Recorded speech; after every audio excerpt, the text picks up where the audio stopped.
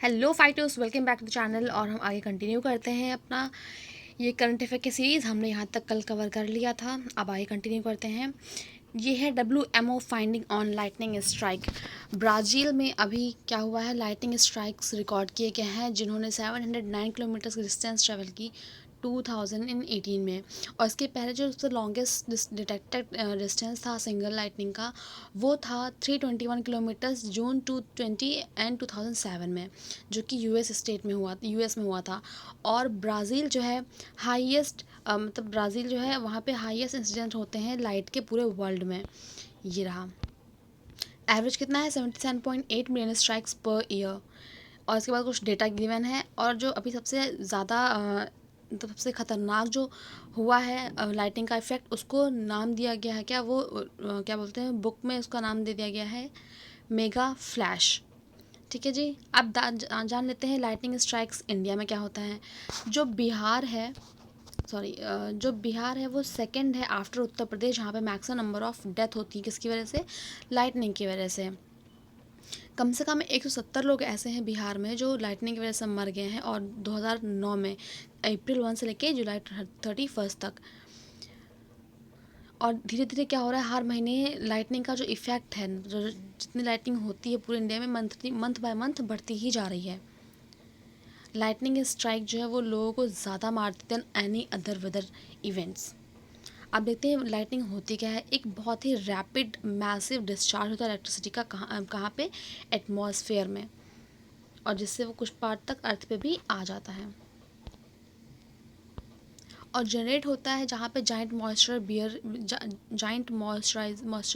Bearing clouds होते हैं, जो कि 10 से 12 किलोमीटर लंबे होते हैं। ये रहा हाउ डज स्ट्राइक। अब स्ट्राइक कैसे होता है, होता क्या है, जो बेस होता है इन क्लाउड्स का वो जनरली 1 to 2 किलोमीटर्स तक ऊपर ही होता है हमारे अर्थ सरफेस से। और लेकिन जो उनका टॉप होता है वो 12 से 13 किलोमीटर दूर होता है। और जो टेम्परेचर होता है एकदम टॉप वाले, जो कि 12 से 13 किलोमीटर दूर है, जो टेम्परेचर होता है वहाँ का, उनका जो रेंज होता है वो -35 से लेकर -45 डिग्री सेल्सियस तक होता है। ये पूरी लाइन है। अब जो वाटर वेपर होता है जो कि बादलों में अपवर्ड मूवमेंट करता है, फॉलिंग टेम्परेचर की वजह से क्या होता है, वो कंडेंस हो जाता है। इस प्रोसेस में क्या होता है, हीट जनरेट होती है, जो कि जो वाटर मॉलिक्यूल्स हैं उनको आगे और पुश करती है। और जैसे जैसे टेम्परेचर जो है बिलो 0 डिग्री जाता रहता है, जो वाटर के ड्रॉपलेट्स होते हैं वो छोटे छोटे आइस क्रिस्टल्स में चेंज होना शुरू कर देते हैं। इसी तरह का जो कंटिन्यू मूवमेंट होता है, मूव अप करने का, गैदरिंग मास करने का, ये पूरा तब तक होता है जब तक ये पूरा हैवी मास ना बन जाए और गिरना ना शुरू हो जाए अर्थ पे, तब तक ये पूरी प्रोसेस चलती रहती है। और इस पूरे सिस्टम की वजह से ही जब साइमल्टेनियसली चलता रहता है, जो स्मॉलर आइस क्रिस्टल होते हैं वो ऊपर जाना शुरू कर देते हैं और सब मिल के एक बिगर क्रिस्टल बना लेते हैं। और जब बड़े हो जाते हैं, मास ज़्यादा हो जाता है, वेट ज़्यादा हो जाता है, तो वो नीचे आ जाते हैं। ठीक है जी।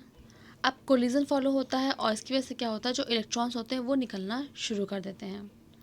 ये प्रोसेस बहुत सिमिलर, जैसे कि हम जब किसी इलेक्ट्रिसिटी में कोई स्पार्क निकलता है उसके ही सिमिलर होता है ये भी। और जो फ्री इलेक्ट्रॉन्स हैं जब वो मूव करना शुरू करते हैं और फिर धीरे धीरे और कोलिजन होता है और इलेक्ट्रॉन्स निकलते हैं, इस तरह की चेंज जो है वो कंटिन्यू चलती रहती है। और फाइनली जो एक रिजल्ट निकल के आता है उसमें होता क्या है, जो टॉप लेयर होती है क्लाउड्स की वो पॉजिटिवली चार्ज हो जाती है, लेकिन जो मिडिल लेयर होती है वो नेगेटिवली चार्ज हो जाती है। और इसी तरह से जो इनका इलेक्ट्रिकल पोटेंशियल डिफरेंस होता है बिटवीन टू लेयर्स, जो ऊपर वाली है और नीचे वाली है, वो बहुत ज़्यादा बढ़ जाता है, लगभग बिलियन से लेकर 10 बिलियन वोल्ट्स तक बढ़ जाता है।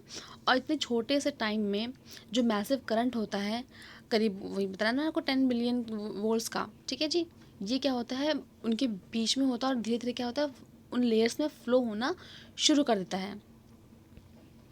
और इतना ज़्यादा अमाउंट में जब एक हीट प्रोड्यूस होगी, तो इसकी वजह से क्या होगा, जो पूरा एयर कॉलम होगा कहाँ पे उन दो लेयर्स के बीच का, वो भी गर्म होना शुरू हो जाएगा। और जब हीट होगी तो क्या होगा, जो आपका लाइटनिंग का रेडियस अपीयरेंस है, इसी वजह से हीट की वजह से आपका जो लाइटनिंग का रेडियस अपीयरेंस है वो दिखाई देता है। ठीक है जी। अब क्या है, how does it current reach, तो अर्थ तक कैसे आती है बादलों से। देखिए, अब जो अर्थ क्या है वो गुड कंडक्टर इलेक्ट्रिसिटी का, ठीक है, ये मैं लिख देती हूँ, मतलब मैं इसको हाईलाइट कर देती हूँ। अब इससे होता क्या है, जो मिडिल लेयर होती है क्लाउड की वो पॉजिटिवली चार्ज हो जाती है, जैसे बताया था मैं आपको कि अपर लेयर होती है जो पॉजिटिवली चार्ज होती है, बीच वाली लेयर जो नेगेटिवली चार्ज होती है। लेकिन जब ये पूरी प्रोसेस होती है तो जो बीच वाली लेयर होती है वो बादलों की पॉजिटिवली चार्ज हो जाती है। इसके बाद होता है क्या, जो 10 to 20% का करंट है जो कि डायरेक्टली अर्थ पे आने वाला है वो आ जाता है। और इसी करंट के फ्लो की वजह से जो क्या है डैमेज होता है किसका, लाइफ का और प्रॉपर्टी का हमारे अर्थ पे। यहाँ पे एक बहुत ही ग्रेटर प्रोबेबिलिटी है कि जो लाइट है वो किसी टॉल ऑब्जेक्ट्स पे फॉल कर, जैसे कि ट्री हो गया, टार्स हो गए, बिल्डिंग्स हो गई। ठीक है जी।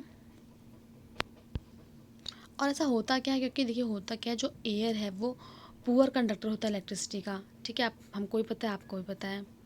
और जो इलेक्ट्रॉन होते हैं जो एयर की साइड से आ रहे होते हैं उनको बेटर कंडक्टर चाहिए होता है कि जल्दी से वो आ सके। और जो टॉलर चीज़ें होती हैं वहाँ तक का जो डिस्टेंस होगा वो शॉर्ट पड़ेगा इनके लिए, इसीलिए टॉलर चीज़ों पे जो है जल्दी स्ट्राइक होता है।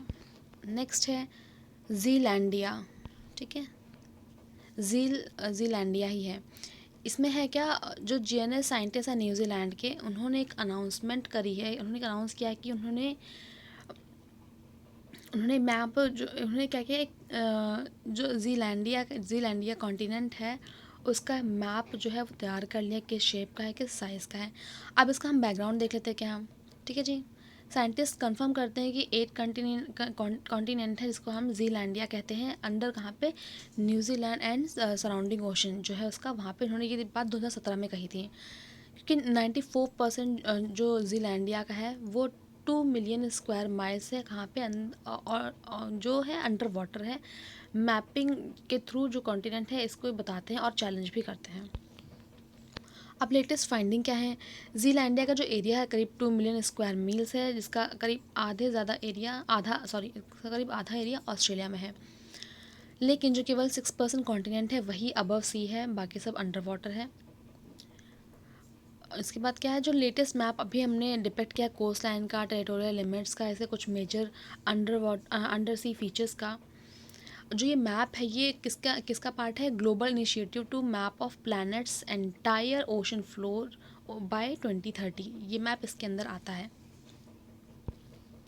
और साथ ही साथ ये मैप और क्या रिलीज़ करता है, ये मैप और भी बताता है कि जो जीलैंडिया है वो वेरियस टेक्टोनिक प्लेट्स, जो कि वो प्लेट्स थी जो धीरे धीरे क्या हुई, पुश होती गई, जिसको हम सबडक्शन कहते हैं, और इसकी वजह से भी इनमें ये चीज़ें हैं। अब जो जीलैंडिया वो इवॉल्व कैसे हुआ, अब बात करते हैं इसकी। देखिए गोंडवाना का फॉर्म हुआ था जब अर्थ का एशियन सब कॉन्टिनेंट पैंजिया 2 पार्ट में डिवाइड हो गया था। लॉरेशिया जहाँ पे जो कि नॉर्थ बना, जहाँ पे यूरोप, एशिया और नॉर्थ अमेरिका आते हैं, और गोंडवाना साउथ वाला पार्ट बना जहाँ का आज modern day Africa, Antarctica, south America and Australia आते हैं। इसके बाद जो जियोलॉजिकल फोर्सेस थी वो कंटिन्यू होती गई चीज़ों को रीअरेंज करने में, लैंड मासेस को। ठीक है जी। अब ऐसे ही क्या हुआ, जो जीलैंडिया है वो भी इसी की तहत फोर्स में आया, और करीब 3 million to 50 million year ago क्या हुआ, after broke off Gondwana as the largest tectonic plate, the Pacific plate जो थी वो स्लोली स्लोली सबडेक्ट होती गई अंदर ही अंदर।